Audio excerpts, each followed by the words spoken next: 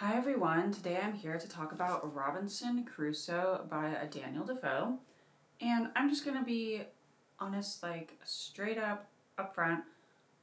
There's gonna be spoilers in this one because I don't think you should read Robinson Crusoe after having read it myself. Like, I don't know if I would suggest it. I would just go read a summary because it was definitely different than I thought it was gonna be. Basically, in my head, I thought Robinson Crusoe was a man who was shipwrecked on an island with like barely anything, and he was able to, live off the land for years and eventually made it back home or whatever. And I was like, no, no, that's not what it is. Also, I have zero sympathy for freaking Robinson Crusoe, and I will tell you why. Here's some spoilers. First of all, the book is ridiculous. In like the first 4 chapters, Robinson decides he's going to go away from home and he is going to, be a sailor and see the world, whatever. There's a storm, the ship gets like battered, he gets captured by pirates, and then he becomes a slave, and he's just like in slavery for 2 years, and it's just like, and then I was a slave for 2 years, but it doesn't say what was happening. Seems like he was okay there because no big deal.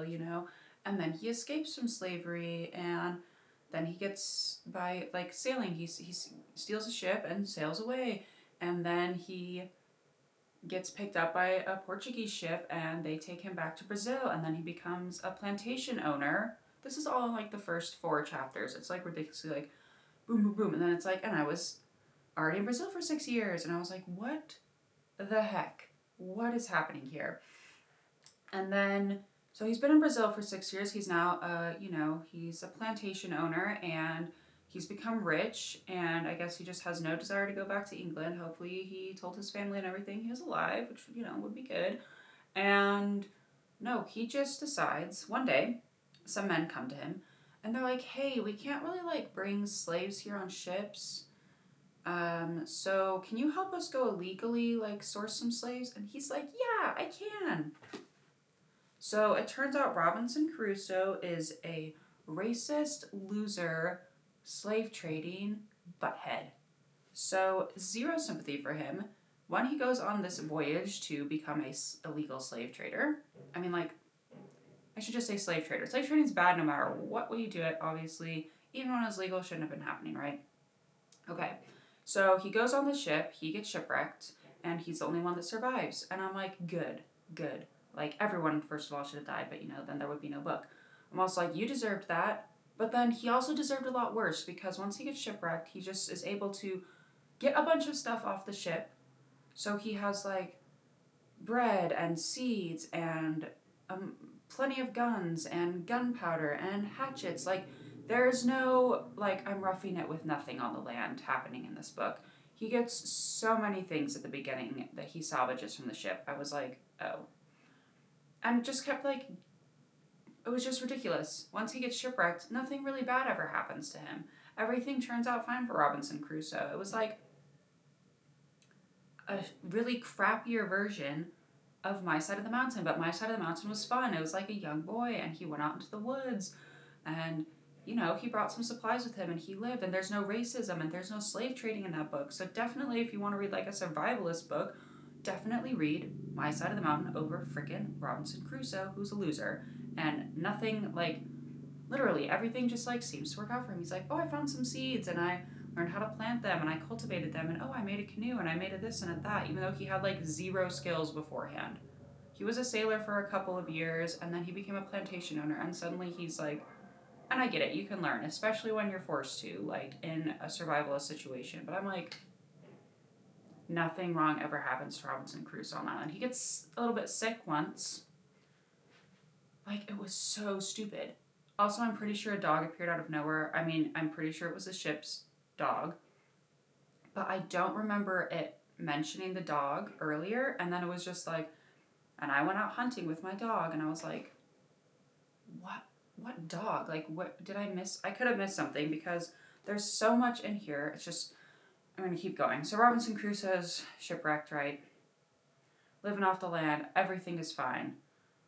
Because literally, like, nothing bad really happens to Robinson Crusoe.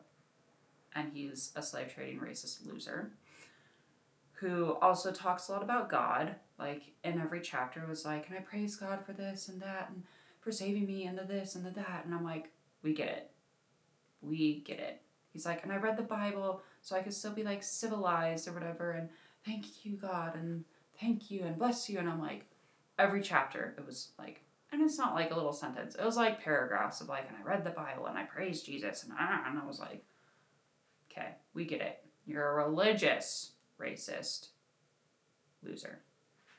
Okay, perfect. So, after a certain amount of years on the island, which, like, by the way, he's on the island in total for 28 years, and it just, they just pass by, and he's like, literally, I swear one chapter was like, and then it was 17 years, and I'd been on the island, and I was like, what? Okay, whatever, it's fine. Some cannibals come to his island after a certain amount of time. They're on the other side of the island, they don't know he's there, and they start just butchering people and eating them, butchering prisoners they've brought with them and eating them on this island. And so after just, like 20 years of chilling on the island, cannibals just decide that this is also going to be the place where they just come to butcher people. Like, and that's fine, if you're a seafaring people, you're going to discover different islands as you move around. That's fine, whatever. Then it just, like, reoccurs, they just keep coming and slaughtering people. And there's one chapter where he's literally like, and I was so scared I basically stayed in my home for 2 years. What? You literally stayed in your house for 2 years because some cannibals were on the other side of the island that didn't even know you exist. Like, it's just such, in my opinion, such a dumb book. Anyway, so then he finds Friday, right? He rescues one of the people that is going to be butchered by the cannibals. And you think, like, it's been 21 years or something at this point that he hasn't had contact with another human. And he's like, instead of being like, my name's Robinson Crusoe, what's your name? Like, let's talk. Yeah, I get there's a language barrier because I don't speak English, right? But, like, still, you think you would be like, oh my gosh, another human. Yay, I can, like, have conversations and we can, like, learn from each other. No, that doesn't happen. What happens is the first thing that Robinson Crusoe teaches Friday is, one, the name that he's given him, which is Friday. Not even, like, he doesn't even ask him or try to attempt at any point in the story to learn what his name actually is. So he just calls him Friday. And the second word, besides, like, his name that he teaches him is master. Yes, so even after living on an island for 21 years and praising Jesus and whatever, he's still a racist, loser, slave owner. A-hole. Like, literally the second word he teaches Friday is master. You're called Friday, I'm called master. Not even Robinson. What the crap? It drove me insane. I have zero sympathy for Robinson Crusoe, and it keeps going. Alright, him and Friday living on the island now. Whatever. They see the cannibals bring some Spanish captives over, and Robinson's like, that's it, I'm not going to let them butcher white people, so we're going to go rescue them. And they do. Cool. Also, in this boat, and that they rescue, is Friday's dad. So there's a joyous reunion between Friday and his dad, and then there's also some Spaniards that randomly are there on the island now, and the cannibals have been killed. And the Spaniards are like, hey, there's more of us over on the mainland, and Robinson Crusoe's like, oh, what if you went back and got them and used Friday's father as, like, a guide to get there and back, and then we can all build, like, canoes together, and we can sail to the mainland and try to, like, rescue ourselves. And the Spaniards are like, great idea, let's do that. They sail away with Friday's dad. Then an English ship comes, and there's a mutiny, and they're going to put the captain on Robinson Crusoe's island, but instead Robinson Crusoe rescues the captain, quells the mutiny, whatever, and he sails away on the ship. Even though the Spaniards and Friday's dad have not come back yet. So even though he's like, we'll wait here for you, we can do it together, he just leaves. And then there's, like, a random part at the end of the book where it's like, yeah, he goes back and visits his island, and the Spaniards are like, yeah, we got here, and, you weren't here, but there were some English people here that were left from the mutiny, so, we just lived. And I was like, you promised them you would try and help them get off this island and back to mainland and society, and also Friday's dad was there, okay? And now you're just like, here's an English ship, ciao, I'm not going to wait for you guys, bye. Robinson Crusoe is a horrible person. It drove me nuts. And then, like, once he gets off the island, it barely mentions Friday at all. And he's just like, oh yeah, Friday was here with me this whole time. And then there's like a random part at the end where they're going over some mountains in Europe, and there's a bunch of attack from wolves and bears. And I was like, will this book ever end? Or is it just going to keep being like, and then this happened to me, and then this, like the first 4 chapters of the book where like 20 things happen to him at once. Yeah. I don't like Robinson Crusoe. He's a loser. And nothing bad ever happens to him. And it drove me insane. And I get it. It's obviously like a product of its time. Daniel Defoe was probably, I would guess, a racist, maybe not slave owner, because I think he was poor, but a racist person who believed slaveholding was okay and who liked to praise God all the time. That's what I'm guessing. I haven't done a lot of research and honestly don't really care. Don't care. I think though, like sometimes when authors write books, there's always like a little bit of themselves in the books. Yeah, I feel like Daniel Defoe was just having a little fantasy where he got to live on his own island for 28 years and he was like putting all of his stupid views about racism and being a loser in the book. And here's the thing too, right? I get it. A lot of people back in the 1700s, this was published in 1719 if I remember correctly, were racist losers. But he's writing a book where Robinson is around all these other people and he's seeing that they're people. Like he says that in the book. He's like, oh, Friday was a lot smarter. Like he picked things up really well, like this and that. And he's still like, call me master. Zero learning happening in this book at all. It was crappy. It was racist. It was lame. I have no sympathy for Robinson Crusoe. He's the biggest loser. Also, randomly, this is really random, but I just remembered this. Was another gripe I had with the book. How is he keeping his hatchet sharp?